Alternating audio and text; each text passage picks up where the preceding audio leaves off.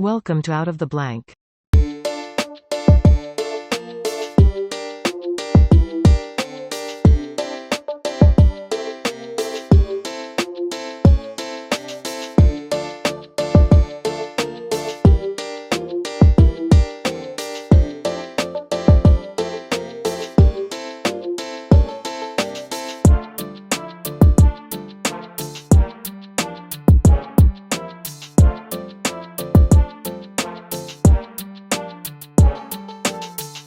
Welcome to another episode of Out of the Blank podcast. I'm here with Gil. Gil, it's a pleasure to have you on the show. I reached out to you about your JFK research because I was very impressed about how thorough and how much you had categorized, and it even got confusing to a point where I was like, is he pro Warren Commission or is he not against? Is he against the lone nutter thing? Because you keep everybody's links up there as like good information and good sources to go to. Like, here's Dale Myers, here's Joseph McBride, here's this, here's that, here's this. And I think that's where you have to be, especially, you got to look at both sides. You can't just stick to the side that you feel like you strongly agree with the most. I always try to provide citations because I'm talking to a bunch of people now, a new generation with don't know a lot about it. They don't know a lot about me. And I want to make sure that they understand that what I'm telling them is the truth, and I can back it up with citations. So that's why I always put the citations in. If it's a link to another website or something, I always try to include that too. And I do that on my website too. Well, how'd you get started into researching the Kennedy assassination? My goodness. That was when I started looking at that when I was a kid. I was in school when the assassination happened. I was about 9 to 10 years old. And I was in school, and this woman came in, this bag lady came in and told our teacher that the president had just been shot. And so they let us out of school early. And my mom was there, and we went home and watched it on TV and everything. I didn't really think too much about it. You're just a little kid. And a few years later, I happened to read the Warren report in the library, a local library. I was in the library for something, and I saw it there, and I said, let me read this thing. And I started to read it, and it didn't make sense to me because at the time, my dad was a police officer. And when I was a kid, my dad was good at spelling. So I would get to read all of his reports. He'd ask me how to spell this, how to spell that. And then I'd get to read his reports and make sure the spelling was right, everything. So I kind of got an idea of how reports were done and what investigations were done and stuff like that. And so I got interested in it. I got interested in police work, and I ended up on a police department, as a matter of fact. I got a degree in criminal justice, and then I ended up hooking up with a major Massachusetts company in security. And that job gave me a chance to do investigations and stuff like that myself. It was pretty cool. And I was making more money at the time than I would have made on the police department. So it was a no-brainer to take that job. But that's my experience with police work. And so I look at it from a different perspective. You know what I mean? A lot of people, when I started out, I was like everybody else. I wanted to go down this rabbit hole, that rabbit hole. Who did it? I want to solve the crime. So I go, was it the CIA? Was it Castro? Was it the Russians? Was it mafia? And it just was leading nowhere. I was just running around in circles. I wasn't getting anywhere. So then I got the bright idea. Look, why don't I just take a look at the evidence in the case and look at it from that angle? It's like that scene, and I don't know if you saw the movie My Cousin Vinny, where he's standing there with a playing card, and he says, "This is the prosecutor's case, right? And it looks good and it looks solid and everything. But if you turn it sideways, you look at it from a different angle, you see how thin his case really is." And that's what it is. And so I look at this and I'm saying to myself, I'm looking at these. It started out with police lineups. You got Oswald in there with 3 police employees. And I'm saying to myself, wait a minute, this isn't the way you do a police lineup. What the hell are they doing? So that's what got me started on it. And then I started reading about the other lineups they did. They put them in with 3 teenagers and a Mexican. And they put him in with people with blonde hair. And he was handcuffed to one guy, and he wasn't handcuffed to anybody else. So he looked like the prisoner. He's dead, he's bruised. Why don't they just hang a sign around him and say, "Pick me, I'm the guy." And then they turn around and tell the witnesses in the second lineup, they tell the witnesses the guy that killed the cop is in the lineup. And if we can get him for killing this cop, for the police officer, we can nail him for killing the president also. Now, you don't tell that to a witness. What you tell the witness when they go into a lineup is you say, we're going to show you 4 or 5 men, whatever, okay? If you see the guy that you saw with the gun, if you see the guy that you saw kill the police officer, if you see the guy you saw in the window with the rifle, you can tell us which guy that is, okay? That's the right way to do a lineup. You don't tell them the guy's in the lineup. You never tell them the guy's in the lineup. You let them tell you the guy's in the lineup. So that kind of got me going right there. And I'm saying to myself, this isn't right. They're doing something wrong here. They're not doing this right. And then you start reading about how the FBI intimidated witnesses, and they got them to change their stories. And how witnesses, the Warren report said the witnesses, for instance, excuse me, for instance, they said that Johnny Calvin Oswald pulled a revolver from his waistband. He never said that. When you go back and look at his testimony, they asked him point blank, did you see where the revolver came from? His answer, one word, no. He never saw that. But this is when you look at the Warren report, sometimes it's in conflict with the testimony. And this is what the lone nut is. They can't deal with that. When you start pointing that out to them, oh my God, they can't even deal with it. Because they're saying one story, because they lied in the report because they didn't think anybody would ever read the 26 volumes. They had no idea that we have the technology today where we can go on a website and do a search for a word, phrase, or somebody's name and find out what they really said because it's posted online.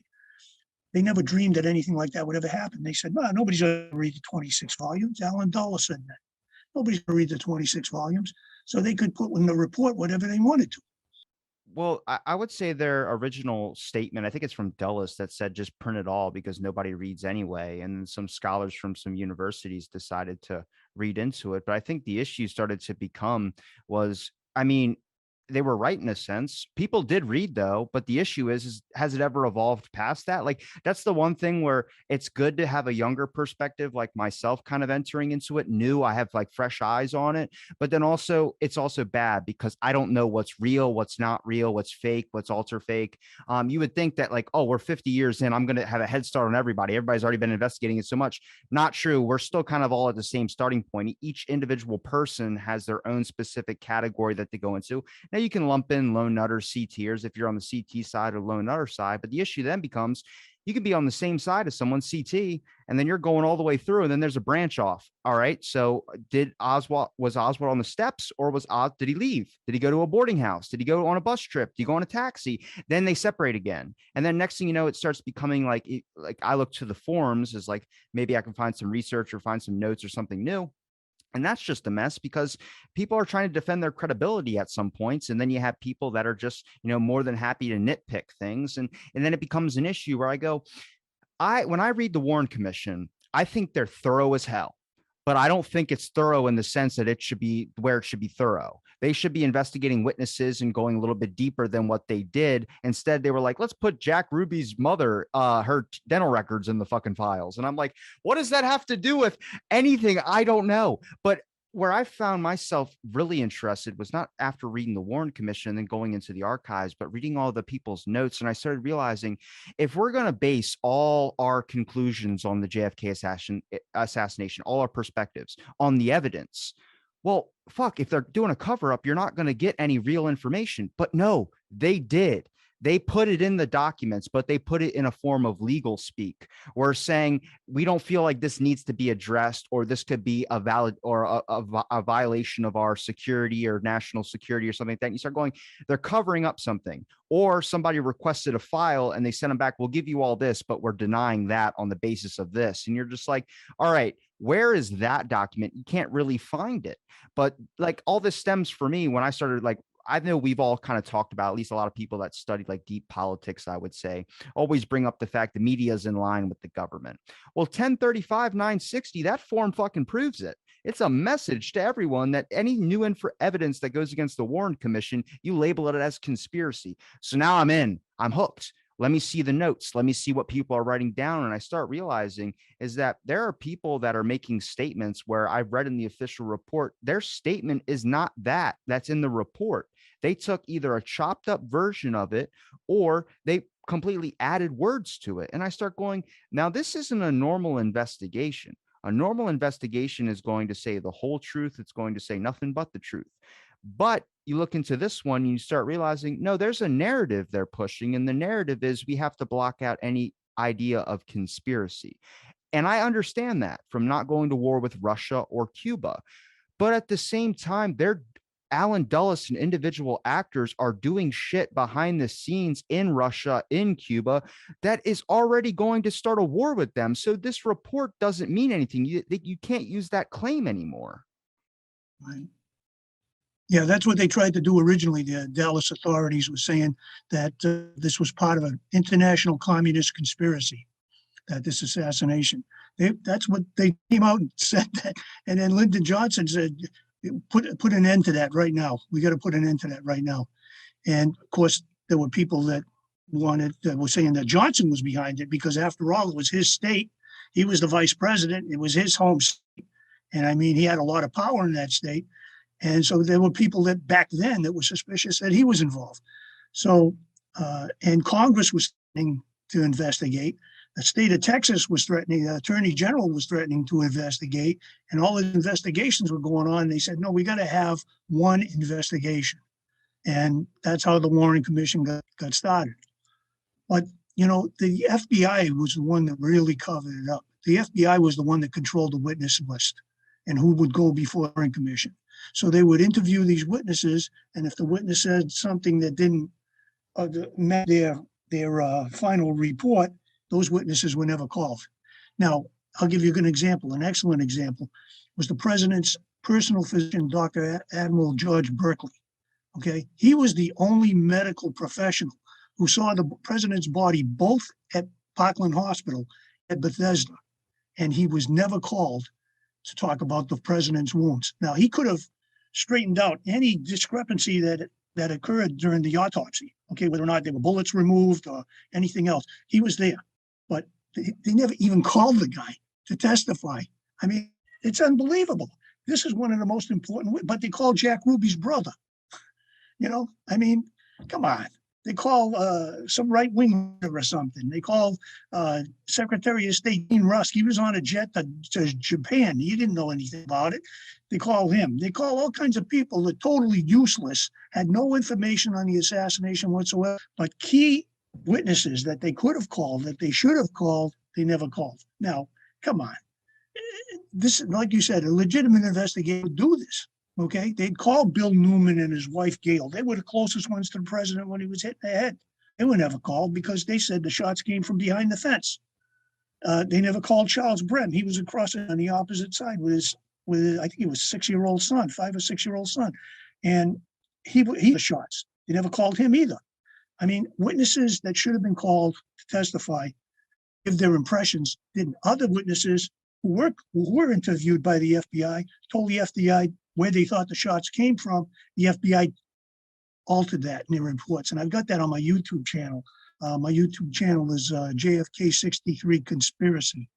And on that, I've got a video where I show 3 examples of witnesses where the FBI altered what they told them. They told Mark Lane in an interview, this is what I told the FBI.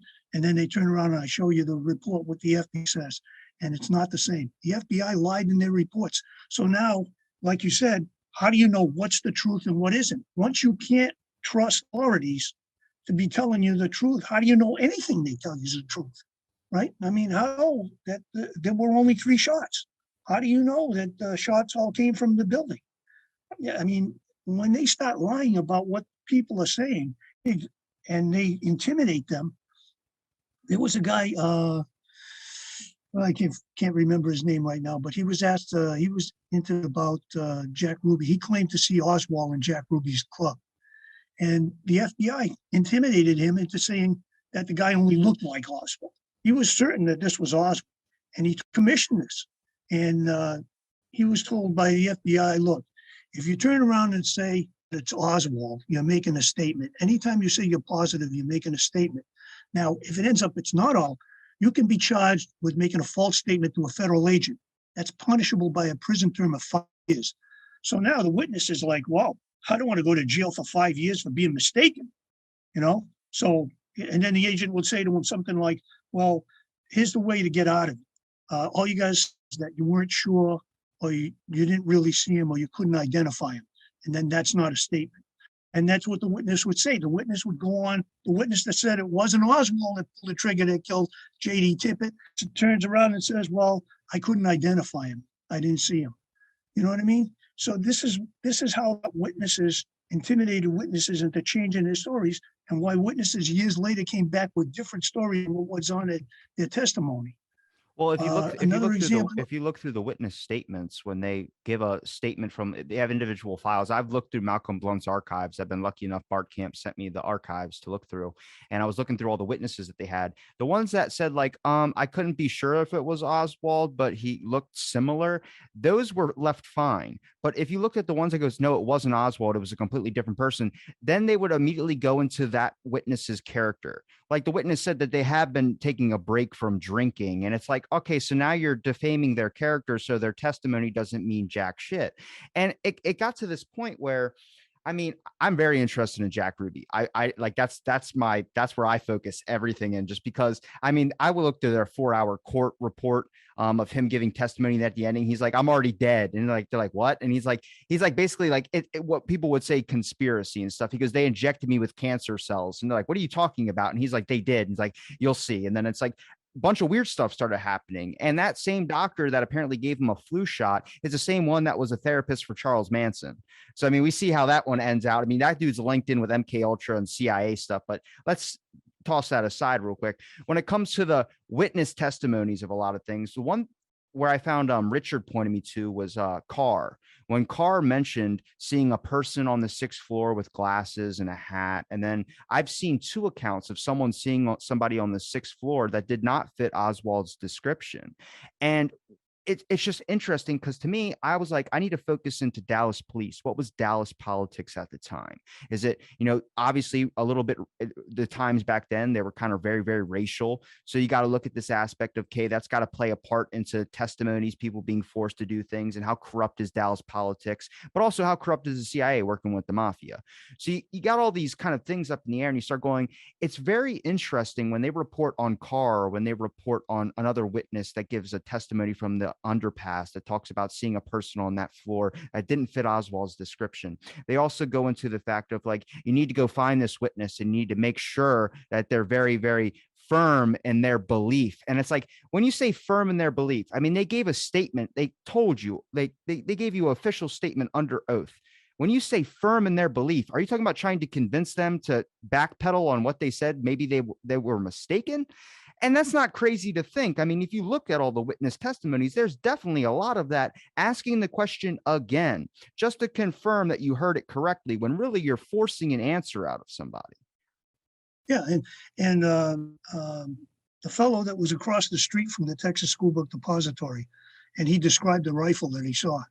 And so what do? They bring his wife in, and she turns around and says, well, yeah, he kind of tell stories sometimes. You know what I mean? This is what they did. You're right. This is what they did. They take a witness that said something, and then they try to discredit them. And you don't really do that in an investigation. You gather all the evidence, and then the evidence hopefully points you in a direction. See, they already had their guy. They were corrupt as hell. Jack Ruby, I believe, Jack Ruby was supposed to kill Oswald Friday night at that midnight press conference. He admitted he was there and he had the gun in his pocket, but he was afraid he was going to pull the trigger and hit one of the police officers, so he didn't even attempt it. So I think that they conspired with Ruby to kill Oswald, and I think that that's the reason why when they arraigned Oswald at 1:35 on Saturday morning, is completely unheard of. And instead of waiting till Monday morning and taking him to court, they arraigned him in Fritz's office with a justice of the peace at 1:35 on Saturday morning. That was after Ruby would have killed him. Now, when they arraigned Oswald, here's the interesting thing. They had no evidence on him whatsoever that he assassinated the president. They didn't have any records from the rifle yet. They didn't have any the backyard photographs yet. They didn't have anything to connect him with the rifle. Now, all he was in the building. I mean, he worked there. But they ended up arraigning Oswald without any evidence. And I think the reason why they were forced to do that was because Ruby was supposed to probably a couple hours earlier at that midnight press conference, but he got cold feet. Well, they made sure on see Ruby, there were no cops around Oswald, and Ruby had a clear shot at him. And this is my opinion now, that they waited until Ruby was in position, because the loan runners always say, what would Ruby know when they were going to bring him down? He went and did a telegram and stuff like that. How could he possibly know when he was bringing him down? He couldn't. But they waited for him to get into position. They turned around and they gave the all clear. The all clear wasn't for the car that was picking up Oswald, because that was still backing down when they brought him out. The all clear was that Ruby was in position. And that's what they did. They waited till Ruby was in position, and then they brought him down. That was his last chance. That was his last chance to get Oswald. They had to get Oswald before they turned it over to the sheriff's department, because once they lose custody of the prisoner, that's it. He could tell them anything, and who knows what he's going to say, and who knows what the sheriff's deputies are going to do, because those deputies were the ones that claimed they found the Mauser on the 6th floor. So they weren't part of this conspiracy. They weren't part of the framing of Oswald, the deputies. So they let them have it before they turned over custody. Well, the police probably also planted 5 bullets on Oswald as well too, because they patted them down twice. I believe there were 11 bullets, 6 from the handgun and 5 that was supposedly found in his pocket. And I believe those J.D. Tippit, because when you look at the documentation of the stuff that was taken from J.D. Tippett's body after he was pronounced dead, there were 11 38 shells, unfired 38 shells. And I think those 11 were the ones that ended in Oswald's possession, so to speak. And that's why they put the little mark on one of them, to make it look like the gun had misfired. When the FBI checked that shell, they said that wasn't done by a firing pin of any gun. So that was man-made. They put the mark on there to try to help their story that the gun had misfired. That gun never misfired. I've came across too many documents where, I mean, even if you look through the Warren Commission, after a while, you start going, maybe there isn't a conspiracy. Maybe this is exactly what happened. And I like I said, that's just from, you get involved into an individual side for so long that you start getting convinced that's the only evidence is the stuff that you're seeing all the time. And there's no other thing out there. Then you kind of have to take a step back and be like, hang on a second, let's root ourselves in what we know normally wouldn't happen in an investigation or something like that. Like what I thought was interesting, like when it comes to Oswald, I mean, do you think he was just 100% a patsy in both situations, or do you think it was possible that he killed Tippit? Because like even looking at like some of the witnesses that talked about like seeing Tippett's body and everything, one guy grabs Tippett's gun, puts it on his car seat, and then reaches for his radio and radios it in. And I'm just like, I don't know any fucking human being in the world that would pick up an officer's gun after they're dead on the ground and then put it on their car seat and use their radio. That's like going into someone's house you've never met and crapping in their toilet. It doesn't make sense. There were just things that were like, I don't know what these little small details are, but people go, well, that's like the minutia. You can get stuck in that. Just move past that and go forward. I'm like, hang on a second. Every aspect that's been purported in this story has a certain element to it. It's kind of like building a brick wall. If you just start taking off little tiny bits of the brick wall, you start realizing the whole thing's going to start collapsing. So we gotta poke holes in what you see to you would raise a flag in. Well, see, and another thing they did too was they asked the witnesses that came to the police lineup, said Oswald resembled the guy they saw. Well, resembled is not a positive identification. Looks like, they use terms like that. It's not a positive idea. What a positive identification is, when they come into the room, okay, the guys come in the room and the witness says, that's the guy. Number 2, number 3, whatever number he is, that's the guy. Remember his face? I'll never forget it as long as I live. That's the guy I saw kill the police officer. That's the guy I saw in the window with the rifle. That's a positive identification, and the witnesses never did that. They had to be coerced. Helen Markham said that the policemen were all around. She testified. They kept asking her, which one? They're pressuring her. And she's looking, I mean, there's 3 police employees in Oswald. Who are you going to pick? And they keep asking her, which one? And she says, she even testified, I never seen any of these guys before. She picked Oswald, even though she'd never seen him before, because the cops were pressuring her. Which one? She felt like she had to pick somebody, you know? And then you have, let me give you the official story. Oswald kills Tippit, okay? He flees on foot. Now, when he allegedly shot at General Walker, he fled by bus. And I'll get to that a little bit later, because that's another fishy story too. He allegedly fled the scene by bus. He buried his rifle and fled. So the story goes. When he allegedly shot at the president, Again, he got on a bus and then got on a taxi, according to the official story. So this time he's going to flee on foot, which is totally a different MO. Okay, he's going to flee on foot. He's going to discard his jacket under a car in a parking lot, but he's going to keep the weapon that ties him to the murder on his person. Okay, now if he killed Tippett with his jacket, I could understand it. Okay, but he didn't kill Tippett with his jacket. But anyways, okay, so now he's got the gun, and what does he do? He has a bus transfer in his pocket. Allegedly, he has the transfer in his pocket, in his shirt pocket. Does he get on a bus? Does he take a cab to escape? No, he walks down one of the busiest streets in Oak Cliff, all right, at a time where police are looking for a cop killer on foot, okay? And then he's going to draw attention to himself by ducking into hallways of stores. And then he's at the end, he's going to, and he's got $14 on his closet in his pocket. He doesn't, almost $14 in his pocket. It's not like he doesn't have money for a taxi or a bus. Okay, there's 3 buses that come by that area at that time. And instead of taking one of them, he's going to try to beat the Texas Theater out of a 90-cent movie and draw attention to himself. I mean, the whole story is ridiculous. Wait, I'm so, oh my God, I'm confused again. When it comes to wait, he tried to kill General Walker on a different day, right? That wasn't the whole thing. That was April 10th, 1963. Okay, so when it comes to the bus being fake, I read the bus driver's testimony, and they thought he was pointing to the teenager on the bus that was making the ruckus, but they pinned it on Oswald. So Oswald never even took a bus.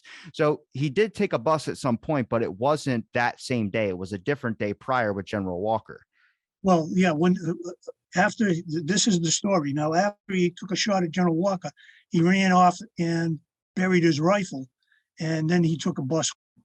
That was the story, and that was a different bus. Yeah, it was a different bus, different day, April 10th, 1963. And here's an interesting thing. There was a witness. He was a kid, a 14-year-old kid, Walter Kirk Coleman, who was a witness to the. Well, he wasn't a witness to the shooting, but he heard the bang come out of his house and saw 2 guys in the church parking lot next to the General Walker's house. Okay, now he said he was in his bed, putting up shelves with his godfather, who wasn't much older than him, by the way. And so the FBI, instead of timing him from the bedroom out to the fence to see how long it took him to get out there, they timed him from his back door of his house to the fence, and that was only 14 feet, so it took him 2 seconds to get there. Now, when he told him what position in the parking lot the 2 guys were in, one was 56 feet away, the other one was 80 feet away. So the FBI concluded that in the 2 seconds it took them to get to the fence, those guys couldn't possibly have taken the shot because they had gotten that far away from the fence. You follow me? They couldn't have gotten 56 feet or 80 feet away from the fence in 2 seconds. It wasn't possible. So they discounted those guys as a suspect. But at the same time, they're saying Oswald took the shot and disappeared completely out of sight in those same 2 seconds. How can that be? You know what I mean? Their story is that Oswald took the shot and he was gone. Why didn't the kid see him? If it only took him 2 seconds to get to the fence, why didn't the kid see him? Because he was in his bedroom. That's why. It took him more than 2 seconds. It took him about 10 or 12 seconds to get to that fence.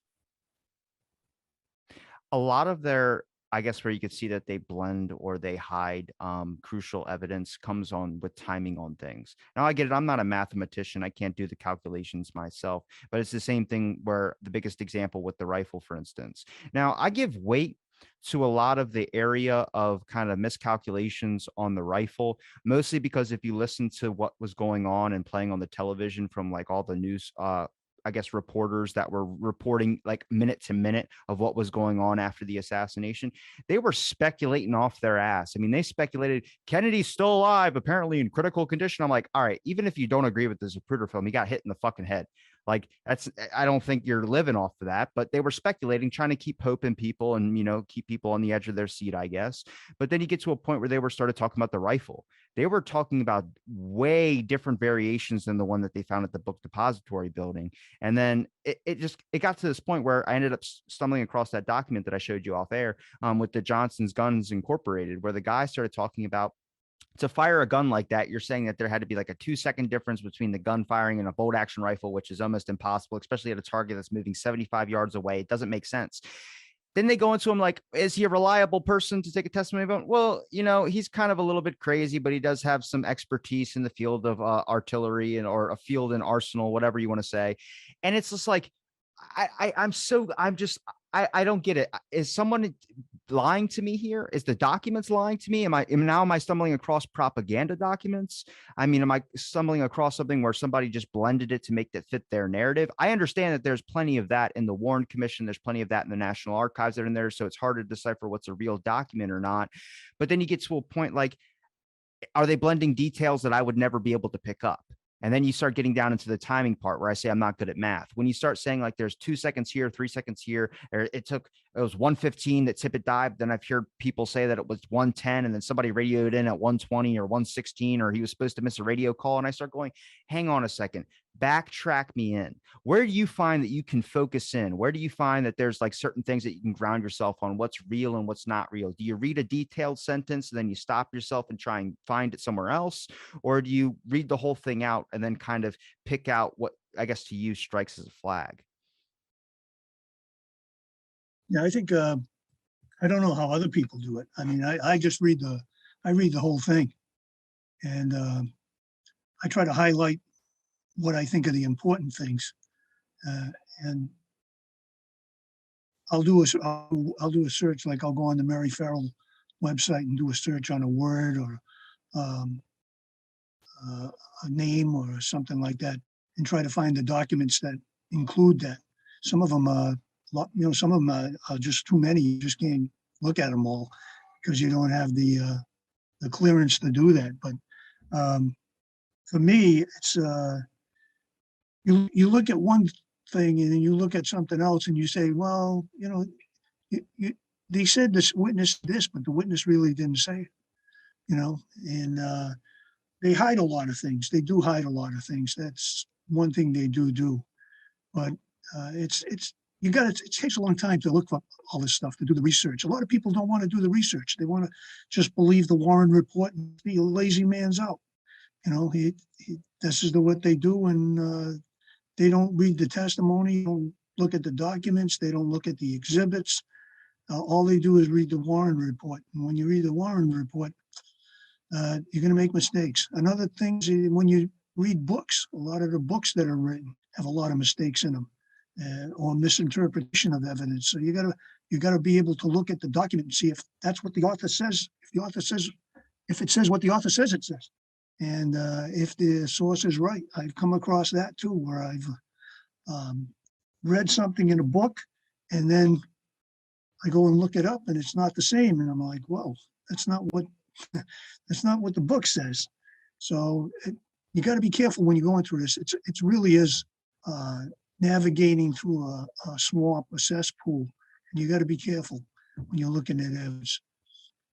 Now, as far as the rifle goes, I don't believe that any of the documentation on the rifle is real. I think that was created after the FBI, after the fact, after the assassination by the FBI, especially the documentation with Klein Sporting Goods shipping the rifle to Hidell. I don't believe that. I don't believe that was in their records, and that's the reason why you have a serial number of a 40-inch rifle on paperwork for a 36-inch rifle. That's the reason why, because the FBI filled it out afterwards. They had the ad. Well, okay, I came across a witness testimony of someone that said that they drove Oswald to the book depository building, and he had a long, like what looked like a long, like cylindrical shape, like something that would hold a rifle or something, and he had it in a brown bag. And he got out of the car and went into the building, where I don't know if that's a credible thing, if that's real or not. I don't know if you've ever came across something like that. It was a testimony from somebody. I remember a document of a witness who claimed to have seen, I think it was on the Tuesday of the week of the assassination, someone who resembled Oswald with a large package getting out of a car and going into the Texas School Book Depository. I think I remember that. I forget now what her name was. I think it was a woman, but she was afraid of, get this, she was afraid to report it to the Dallas police. Why would a witness be afraid to report things to the Dallas police? Well, because all of these witnesses who were reporting things were dying mysteriously after the assassination. There were a bunch of witnesses who, under mysterious conditions, died.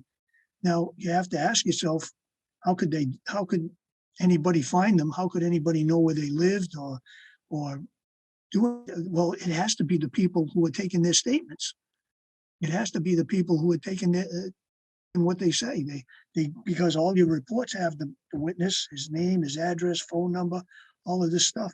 So if these witnesses are dying mysteriously, whatever the cause is of their death, is finding them through records. So other witnesses who heard about this started becoming afraid to come forward with what they knew, and that compounded the problem. Well, do you believe that they knocked off witnesses? Because what I thought was really strange was I was looking at the number of witnesses that died. Now, this is where I kind of draw the line. Like, I don't know what's real and what's not, because a number of people said that before they died, they had a phone call or they were trying to say something that they were going to speak about. They knew who killed the president or they knew this. And I just go, all right, I can't validate that. So I'm going to toss that aside. But there were a number of people that did die, that did witness the assassination, that were in their 20s. I'm in my 20s. I mean, it's not normal to be dropping dead in your 20s like that. And especially at the number that happened in that specific area at that time, that were all there on the same day of that assassination. Where I go, is this a problem with Dallas police? I start thinking Dallas police at this time must be a big issue. They must be crooked as hell and corrupt. But then I found a document on John McCone and a number of the CIA people involved in Cuban propaganda acts of trying to start up a rebellion in their own thing with resistance members in Cuba. And one at the bottom, John McCone, when they gave a description of him, in parentheses, it says weak link.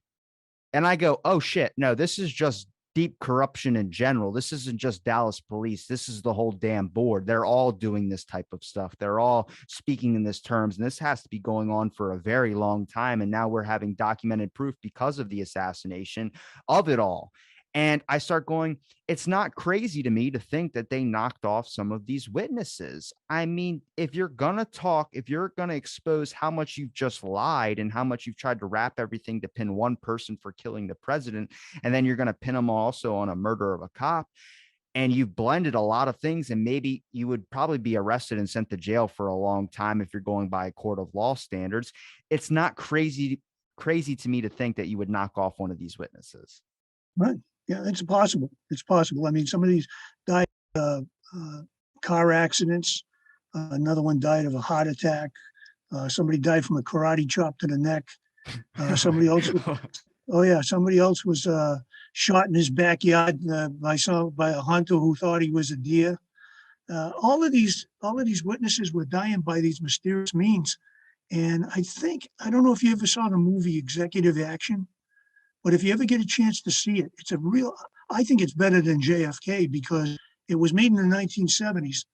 And it involves the CIA, a CIA conspiracy to kill the president and how they trained the shooters and everything else. At the end of that movie, it says that, I forget how many witnesses died. 23 witnesses died by such a date in 1965. 23 witnesses or something died. And it said that they did a survey and tried to figure out the odds of what the odds were that all of these witnesses would be dead by the end of 1965. And I think they came up with something like 1 in 16 or 17 billion, the chances of all these witnesses dying by that date, by the end of 65. So it's interesting. It's an interesting movie, but if you get a chance to see it, it's called Executive Action. I think it was made in 1974 or 1975. I remember going to see it when it was in the theater, and I still got it on DVD. It's a good movie, and it Dallas conspiracy involving elements of the CIA and how they killed President Kennedy. But you know what? When you look at it, it's really shaky. It's not just the Dallas cops; it's the Secret Service. The Secret Service involvement in this, because they made last-minute changes at Love Field. They got the general who sat in the front seat of the limousine, usually sat in the front seat of the limousine. They got him out. They told him he was going to go sit somewhere further back. They told the motorcycle outriders, that they were not going to ride on the side of the limousine. They were going to ride behind the limousine. They were going to stay the rear quarter. Um, and they made other changes. They said, I told Admiral Berkeley he had to go further back. And all of these changes that they're making to the motorcade, uh, usually the press would ride in a flatbed truck in front of the president's car and video him, coming at them. And that was the way they told the press that they were going to be relegated to convertibles further back and in a bus further back in the motorcade. So all of these changes that they made to the motor for Dallas, a very, very strange coincidence that they're removing all the president's protection. And then the driver, Bill Greer, when the shooting starts, what does he do? He slows the car down. I mean, the first thing I would put weight in that on an aspect when he slows the car down. I think when you're hearing gunshots go off, his immediate reaction should be like turn around and look at the president. I mean, the president just got hit. You would think like you'd care about that, but then someone yelled at him to go, go, go, and that's when the car starts going. Because I see people bring up the brake light thing, and I go, whenever I hear something or a deer jumps out in front of the road, I usually slam on my fucking brakes. I mean, your first reaction, is to stop everything because you're moving in a car. I figured that's the same thing, and then people go like the Secret Service killed JFK. I was like, I think it's a combination of everybody. right? Yeah, they were all involved. Yeah, the Dallas police tried to deflect the blame on the Secret Service by saying, "Well, the Secret Service was responsible for his security. All we did was just do what they told us to do, you know." And because the Dallas police had a certain kind of security set up for the motorcade, where they had Fritz and the homicide guys riding in a car behind the Secret Service car, the follow-up car, and that was nixed by the Secret Service. And had the motorcycles on the side of the limousine, that was nixed by the Secret Service. So the Secret Service was responsible for taking the president's protection away in Dallas. First of all, the president, if they were really doing security, the president never should have done a motorcade through Dallas. That was ridiculous. They should have flown him into the Trade Mart by helicopter or some other way. They never should have, because they knew they had been receiving threats that something was going to happen in Dallas. Someone was going to get the president in Dallas, and they completely ignored it. And even the president himself was told, don't go to Dallas. Don't go to Dallas. It's too dangerous. They're going to get you. And his attitude was, well, look, I'm the president of all the people. I can't be afraid to travel in one part of the country or the other, you know. And when he saw the full pay ad of welcome Mr. Kennedy to Dallas, they didn't say President Kennedy. They said Mr. Kennedy. They never thought of him as a president. And he said to his wife, now we're really in the country. That was on the morning of the assassination. Now, Rob, ask yourself this. What kind of atmosphere exists in a city when the chief of police has to go on TV and tell the people to behave themselves? What does that tell you about the atmosphere in the city? I wouldn't be going to that city. Yeah, exactly. Yeah, and that was the Secret Service's decision. They should have. See, the president doesn't tell the Secret Service where he's going to go, or where they're going to be, or whether there's going to be motorcycles alongside his car or not. The Secret Service tells the president where he's going. Okay, the Secret Service checks out the route. They make sure it's safe, make sure it's secure, and then the president goes that way. And so, this idea of president didn't want people on his back bumper, or he didn't want motorcycles alongside his car, that's baloney. The Secret Service is the one that tells the president what to do, and he doesn't tell them how to do their job. But anyways, that's what I think about Dallas. I think that there was a lot going on in Dallas, wanted for treason posters. There was a lot of animosity towards Kennedy in Dallas. He should never have gone. With all these ideas or all these kind of different ways, like people bring up the mafia, people bring up Dallas police, people bring up the Central Intelligence Agency, people bring up just a bunch of different ways that like who got Kennedy. Which is the one that you feel like is the one that has the least amount of weight behind it? Because like one thing that I look at is like they all have validity behind them. Like you could blame the mafia, you could blame Texas oil people. That's one I haven't really talked to anybody about yet. The Texas oil one's probably the least in my opinion. Johnson, I would say would probably be second. Maybe I don't have all the information on Johnson, but I go, if you're planning an assassination attempt on the president, you wouldn't sit right behind his fucking vehicle. It just, you notice there was a stray bullet that goes out into the street. So I go, even with that idea that you could get hit or your wife could get hit, you just wouldn't sit. You would sit a couple more cars back at least. But obviously, there's probably information that I might not know on Johnson. I definitely think he found out about it later, and he did his best to conceal it, maybe as an idea of national security. I know the Secret Service members from Abraham Bolden's account. There was them talking about how would you kill the president. And they were like off of a tall building with a rifle. One of the Secret Service members says, I don't know the validity of Abraham Bolden's account, but I think he's a trustworthy guy in that aspect, because there's no need to lie about something like that, especially he was one of the first Black Secret Service members. I mean, his idea of the country was probably different from someone who was a normal Secret Service person. I mean, they looked at it like, they drank the night before. And I don't know if they had drinks that morning, but they weren't in shape normally to be conducting what their duties would be, but they did them anyway. So you could look at a fault as maybe they didn't act or respond. What people would say could be conspiracy, could be a factor of maybe they weren't in the best physical condition to protect the president. Yeah, yeah, yeah. And that was something that they did quite often too. Uh, when they traveled with the president by '63, they were partying all the time, and a lot of times he was in his room and he had no protection because the Secret Service men were out drinking. So that was something that they did. But Kennedy really wasn't big on security, anyways. He'd rather have his time to himself. And when you start reading these anti-Kennedy books, you start to realize that maybe they were seeing, the Secret Service was seeing things that the president was doing that they felt was a security risk.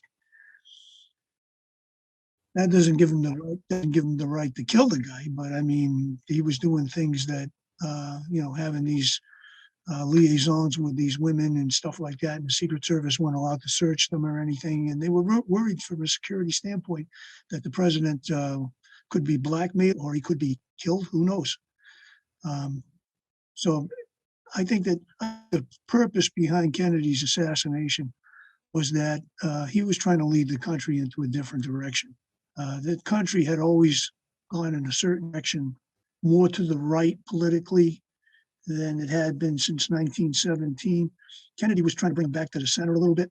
And, with peace and everything else, the Vietnam War was just getting kicked up. He tried to avoid that. That meant a lot of money. That meant billions of dollars to military contractors, and it was the CIA's war. And so he had already promised Russians we wouldn't get involved in Cuba. So now the next big thing was Vietnam. And he didn't want to get involved in that. I think the generals were against him. If this was a conspiracy, then it was, in my opinion, it was a conspiracy that involved the military, the CIA, and the Secret Service. And the FBI covered it. That's my opinion. I say that because the descriptions that I've read of the gunmen who were not Oswald that were seen in the sixth floor window indicates that they may have been Cuban gunmen. Now, the thing with the CIA's was that a lot of them were double agents. They were also Castro agents, which is the reason why the assassinations against Castro always failed, because Castro knew they were coming. And so they always failed. And that's why they could never get Castro. But if it was the CIA's Cubans that were the ones that killed Kennedy, I can believe that. I could believe that they had the backing of everybody, and the CIA and the Secret Service knew from which directions the bullets were going to be coming from, because that's removed the protection of the president and made all those changes, the last minute changes at Love Field, because they knew where the gunmen were going to be. Now, if you watch a video of the motorcade, you'll notice that Johnson's convertible wasn't a limousine; it was a convertible. Stays way, way, way back behind the Secret Service follow-up car. It's almost like the president's limousine and the follow-up car are out on an island all by themselves. I think I've got the video on my website, and the full motorcade video, and you watch these two cars, like they're all by themselves. It's almost like the guy Herschel Jacks, who was the Texas Ranger who was driving Johnson's car. It's almost like he knows something's going to happen, but he doesn't know where it's going to happen. So he's hanging back. He's hanging back from that follow-up car.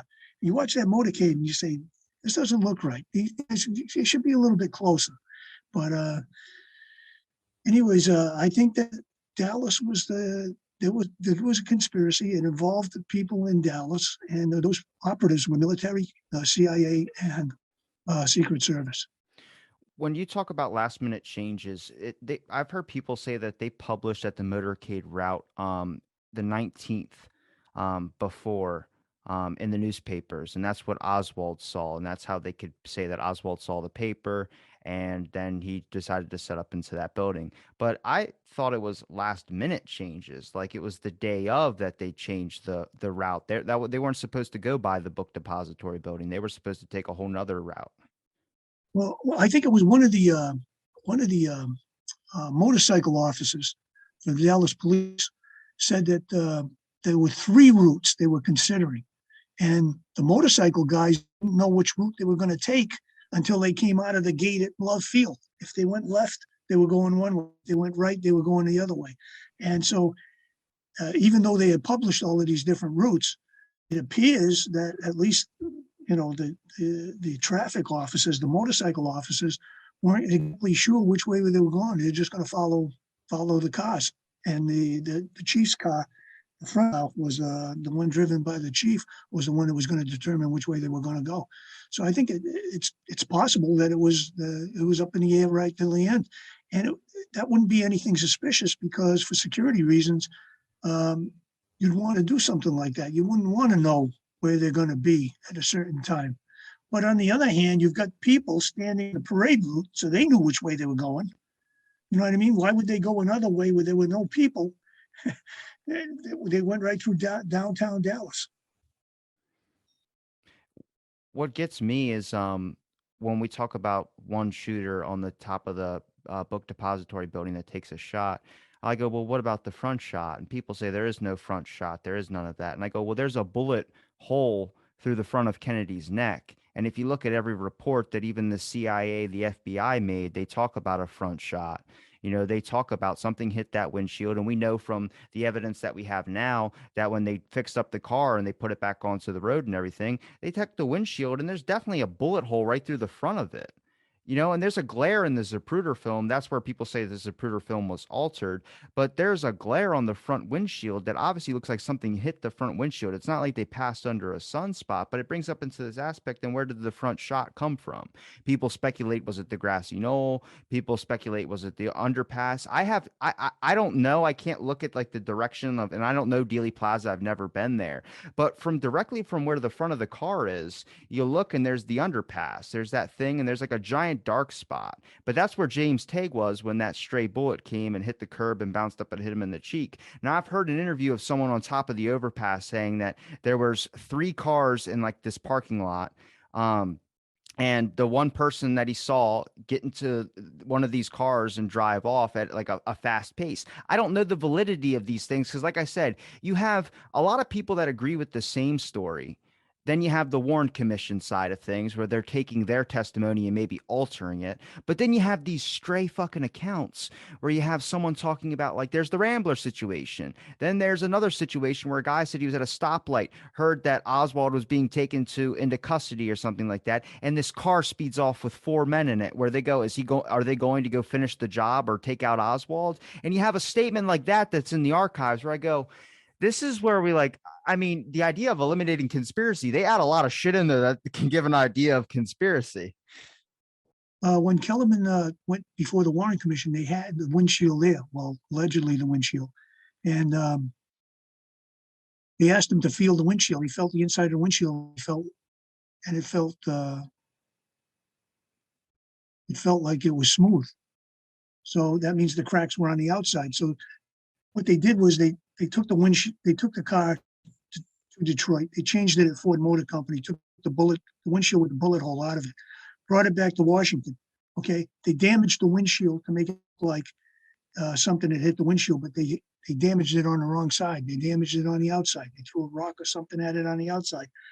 And so when he felt it, when he got to the garage and he felt it, he felt the inside was smooth.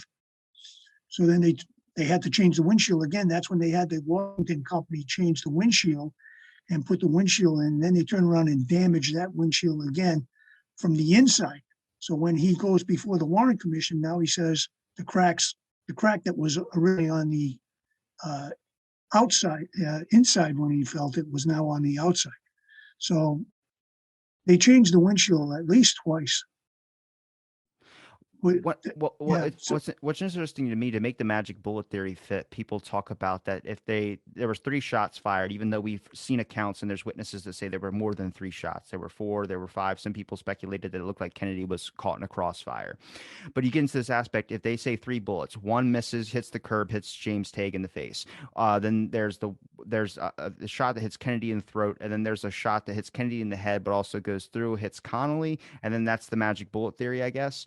But what's interesting is the people mention, or lone nutters mention, the magic bullet theory proponents mention, is that the car, like we talk about, it looks like there was more than 3 shots fired, and we can tell because the damage to the motorcade vehicle. And people said, well, that vehicle, they talked about scratches and dents on the outside that are getting bumped by other cars. And they go, no, that's not what we're talking about. What we're talking about is that there's a fucking bullet hole above the rear view mirror. There's one that's pinned right into the metal up there. And then also the front shot from the windshield.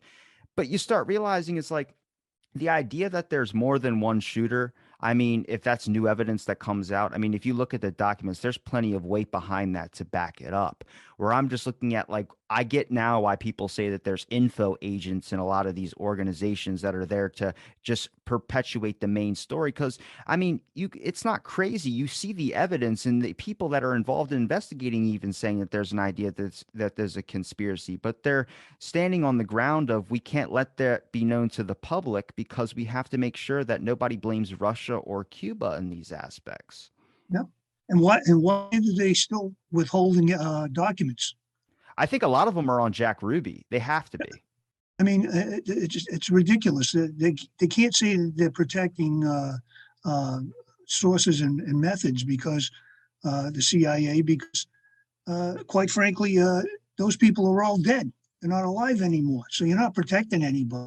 So why can't they just release the rest of the documents and let the people see the thing is, if it's real, if the story's real, then the evidence should back it up. And in this case, it doesn't back it up because there's conflicting evidence. And you don't get that in a case that's solid. You'd expect an investigation by FBI to be much more thorough and much more concise than the investigation was. And I'm not convinced that magic bullet, that CE 399, was fired in Dealey Plaza at all. I don't believe that, but that's my own opinion. I think at the hospital, they were looking to account for a bullet, and they're like, we need a bullet for this thing to make the magic bullet fit. And the guy just grabbed it and threw it on the curb and then picked it up and handed it to him. He goes, there you go. He goes, that's not a big enough dent. He's like, doesn't matter. Just make it, make it fit. But one thing, did you ever look into Jack Ruby at all? Like, I heard a lot of people say, like, he's a wannabe, like he wanted to be like in with Dallas police, but at the same time he was a wannabe mafia type guy. But I go, the way that I've heard like him recount things is that he took the sister over from like his sister or something like that. And it seemed like he was trying to be a club owner, like how he sees in the movies, but he just wasn't playing the part. Where I start going, everyone always brings up the example, if he's a mafia guy, why is he so nice and caring about Jackie Kennedy? I'm like, I think he was a wannabe strip club owner, like mafia guy, but at the same time, I think he was just a normal person that got a club, and he was getting way over his head. But that's where you could see all the connections that he was making with people, was he didn't have that demeanor like normal gangsters have. He had a more person that just got thrown into a situation. So it's not crazy to me anymore to think that he would, send his praise for Jackie Kennedy, or say, my heart goes out to you for losing your husband. But then I start going, if he's sending Jackie Kennedy a message, was Kennedy ever at his fucking club? And, we speculate like who was in the club. Dallas police say that there was no Dallas police officers that were ever there. I know that's a lie. I'm just saying they're not going to admit to that. I've seen witness statements that say there were definitely cops there at the club. I don't know about Oswald being there. It just doesn't seem like Oswald's MO. His personality that's described in a bunch of documents, everyone calls him not necessarily like creepy, but just weird. In an aspect of like if you gave him an answer or if you asked him a question, he'll give you an answer, but that's it. There's no more speculating. There's no more talking about other things. And I probably stand with that. I think people speculate he might have a mild form of Asperger's, or fit that demeanor style where just everything's accurate to a T. Like if it's his lunchtime, he clocks out exactly on the dot, and then he's eating his lunch at that moment. Um, I don't know. Like I said, I wasn't around at the time to be able to witness this all unfold and everything. So my information, I started sticking more towards Jack Ruby and trying to figure out what's this guy's personality like. And I think you're having a lot of people that want to put him in a position where he's this giant mafia like scumbag type, like we know mafia people are. And I go, I think he wanted to be, a top dog, like, be able to walk into a diner and people just pull out a chair for you. But I also think that he was just a friendly person because he was an aspect of, he was a civilian that got a club to him. And then, which is interesting, he's in debt with his club, $44,000 from the IRS. After Oswald dies, his debts are cleared. And then he's speculating buying a second club. Where I'm like, that's fucking suspicious. Oh yeah. Yeah. The thing about Jack Ruby that I find interesting is that he had more to tell than he was really telling. He wanted to go to Washington and tell the whole story. He didn't feel safe in Dallas. Why not? So he begged Earl Warren to take him to Washington. Earl Warren said, "Oh, we can't do that." Why not? Here you have the most important witness to what went on here, and you can't take him to Dallas. You can't take him to Washington. You can't guarantee his safety. I mean, they had the power of subpoena. They could have subpoenaed him. Why not? They brought all kinds of people to Washington that they had nothing. They had nothing for evidence. They flew them at taxpayer expense. He's the most important living witness to what happened in those 2 days in November 1963. And they can't take him to Washington. I don't care. He was running around in circles saying that the sky was falling. I don't care if he was completely insane. He said he had something else to say and he couldn't say it in Dallas. That's enough for me. Take him to Washington. Do you think there's rumors people say, and people say it's conspiracy. It's hard to tell what's real in the community forums when people are talking. But they say that he warned multiple times that Oswald was going to die before he assassinated Oswald. Do you think he told on himself in that manner, like someone trying to stop him, or do you think that's just not real? I believe he made the phone call to Billy Graham the night before and said, "We're going to get him." Graham claimed that he didn't recognize the voice at the time, but after Ruby had killed Oswald, he realized that voice he heard was Jack Ruby that called him. And he called the Dallas police station. Billy Graham was on the desk and took the call. And he said, "We're going to get him." He said, there's a group or something, and we're going to get him. And Billy Graham reported it, but didn't know who called. According to him, he didn't know who called. He didn't recognize his voice until after he killed him. Then he realized that was Jack Ruby that called. So I believe that at that point he did call Billy Graham the night before. Maybe he was trying to get the police to stop. I don't know, but I think he was more. I think he was more in conspiracy with the cops to get rid of Oswald. This is something, and this is not new. This is something that they did in the South in the police stations in the 1960s. You could have someone, even especially a black person, gets arrested for a crime he didn't commit, and so the police, the sheriff or the police chief or whoever, lets him out of jail. He makes bail or whatever. He lets him out of jail at midnight. Down the road, there's a pickup truckload of Klansmen waiting for him down this old dark dirt road for a guy to come out so they can kill him. And next day they find him hanging from a tree.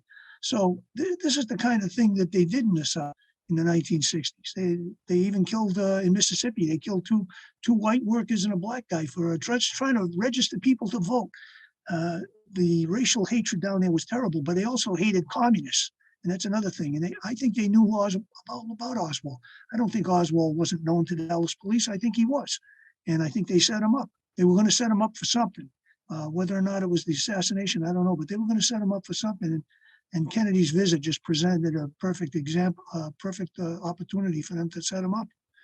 Do you think you put more weight in an aspect of they knew he was a communist and they wanted to get rid of him, or do you put more weight in the aspect that they wanted to get rid of him because he is being charged with killing the president, and realize that not only the FBI and CIA are going to be snooping around Dallas police station and probably looking into their extracurricular activities, but also the news media would probably be reporting on it as well too. I mean, to me, he just looked like a hot zone, and I'll go, yeah, that's why you wouldn't have any cops that wouldn't just wanted to get rid of him as much as possible. I mean, even the main police chief who had the 4 guys standing around Oswald to escort him to the police vehicle. The front guy leaves an opening because he goes and reaches for the car door. I get like you just slips your mind, but also that's your only fucking job, is to just stand around Oswald and protect him to get him into custody somewhere. So I go, you must not care that much about your job. And I start realizing, is it a fault of the Dallas police wanted to set them up, or they just wanted them off their backs, cut them up with a tiny bow, wrap them up, whatever you want to say.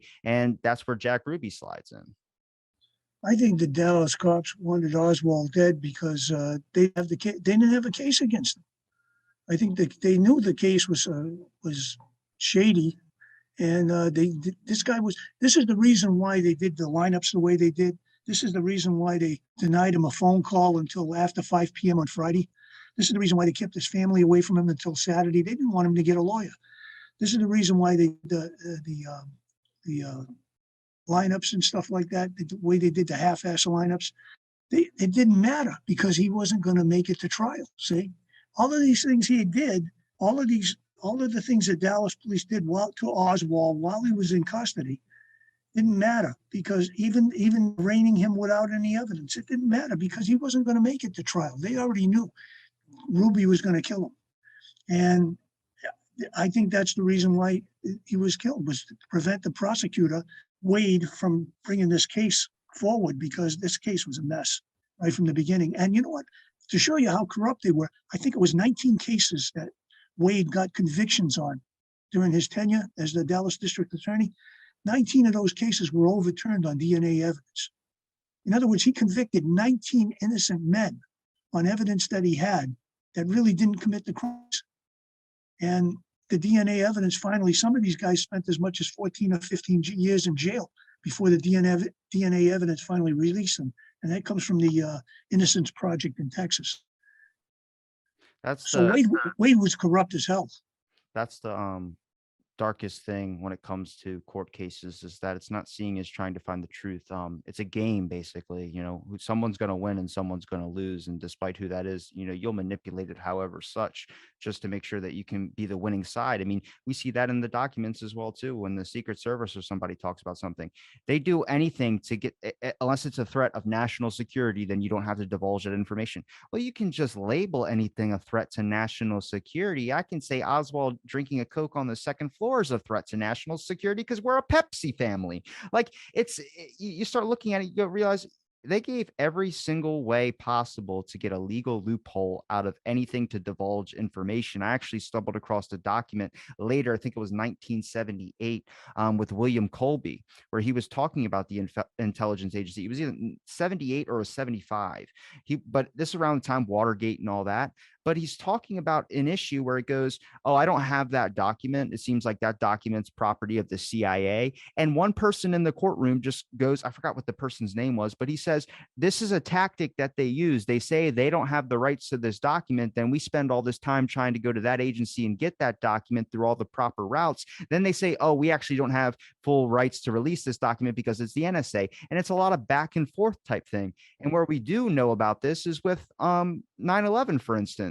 In the closed door testimony, when people were pointing blame, the FBI was pointing at the CIA was pointing at the a lone individual, and then the lone individual was pointing at the other people. Like, it was just this back and forth where nobody was giving an answer, and it's because they could get out by saying, I don't think we officially own this document. Then you have to spend all this time trying to get that document. And that's why when you look at the National Archive, when I say something's from 1975 and we're talking about something that happened in 63, it seems like a long time gap now, but if you look at how the documents were released, it took either months if it was a letter, and then it took years to get actual evidence and to get actual trials going, to get actual all these things going, you start realizing this 50-year process might seem like this is taking a long time. And it's because of all this back and forth BS. I mean, it's completely just misdirecting the whole basic notion. I bring it to the aspect of, I think anybody in the community of JFK assassination research will agree with me on this statement, which is, we could all be lucky enough that one day, if this ever happens to us, that people would investigate that,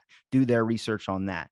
But the issue becomes, it really sucks when you look at the people in the community that fight over the simplest things, where you start going, that is not what that, we're all here for the initial same goal, but we can't get over that ego issue or that credibility issue that decipher us. I mean, whether someone's thinks it's the mafia, which I haven't really seen a lot of evidence, I guess maybe because you just look at the mafia being shady as hell.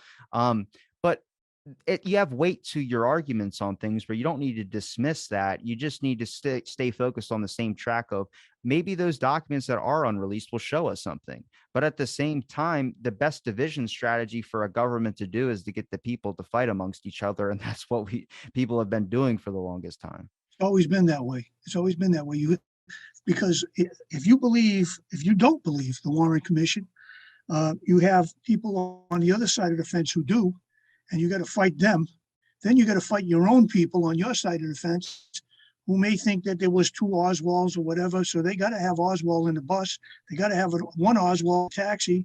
They got to have one Oswald in the building and one Oswald getting in the Rambler. So their theories, your evidence doesn't necessarily back their theories. So now you got to fight them. They're telling you, oh, no, that's not true.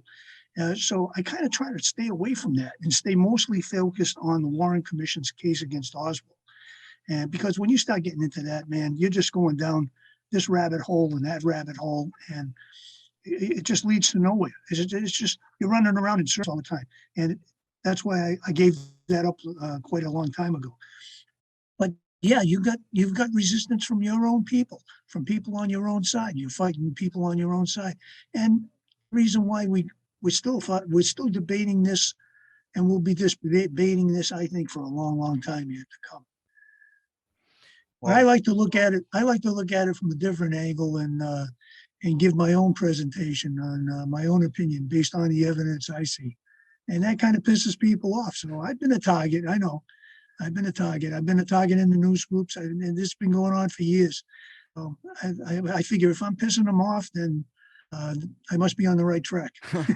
Well, Gil, look, man, I respect your research. I've looked through your site. Is there a place where people can find your site? Is there a place where people can find your YouTube channel and any other links you would like to promote?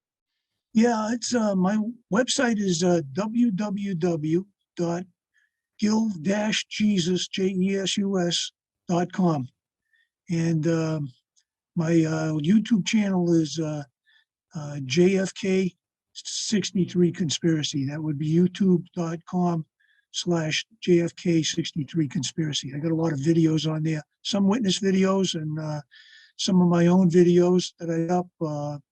One of them was controversial when I did it many years ago, and that was Kennedy's reaction. You remember when his reaction when he comes up to his throat, he puts his hands up to his throat, and it looks to me, this is my examination, it's on the video. It looks to me like he's got his left hand on his tie. He's pulling his tie this way. He's got his hand cupped over his right, and his head comes back and forward like this, like he's trying to cough something up. Now, if that's true, then that shot probably was the one that came through the windshield and hit him in the throat in the front. But that's on there. People are willing to look at it, and there's still a lot of questions. I mean, we could talk hours on this thing because there's just so many questions, and hopefully someday we'll have the answers. I really appreciate you, Gil, for doing my podcast. It's been a pleasure chatting with you. I thank you for inviting me. It's been a pleasure chatting with you. And thanks for listening to this episode of Out of the Blank Podcast.